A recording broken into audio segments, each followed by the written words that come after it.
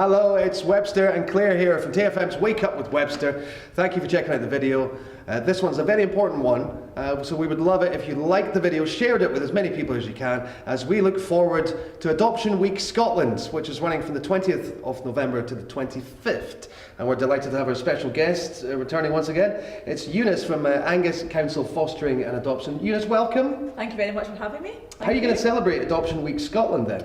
Well, there's a number of television programmes and documentaries on over the course of the week on a national basis celebrating adoption, and on Saturday the 25th of November at Bruce House in Arbroath from 10 o'clock in the morning we're having an open day so people can come along and find out a lot more details about adoption, meet with staff, but also more importantly meet with adoptive parents who are already going through the process. I'm sure there's lots of questions that are commonly asked. Can you give us an example? Well, one of the main questions is how old can I be to adopt?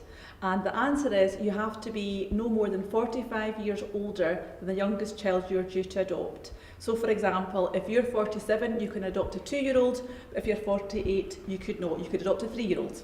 So it's got to be 45 years between you and the youngest child. Got you. And one of the most, I would say, common questions you get is always, what's the difference between fostering and adoption, Eunice? Well, adoption is a lifetime commitment, and there is legal responsibilities that you take on for that child if you adopt them. So they become fully part of your family. You get parental rights and responsibilities for that child. You have to go to court and go through a process to adopt them, and they belong to you for their lifetime. And who do you accept applications from? Could it be like single people, yes, couples? Anybody who is interested and wanting to make a lifetime commitment to a child. So we have adoptive parents who are single, who are cohabiting, married, divorced, people who are in same-sex relationships, heterosexual relationships, just anybody who's interested in adopting a child. The one criteria is you have to have a spare room so the child's got somewhere to sleep. So can you adopt if you're working full-time, or does it have to be part-time, or what kind of hours are No, required? basically you can be working full-time. It's like anybody else who takes on a child. You know, there's a lot of people that work full-time and have children. That wouldn't debar you. A lot of employers nowadays allow for adoption leave, so a bit like maternity leave, you'll be entitled to time off your work when a child is placed with you or when you're doing introductions to that child. But when you take that child on, it's like everybody else, you'd have to think about what arrangements do I need to make for my child if I'm going back to work, nursery, after school care, that kind of thing. And the social work department would support you with that and try and look at, you know, what needs of the children do we have and how that would match in with your family.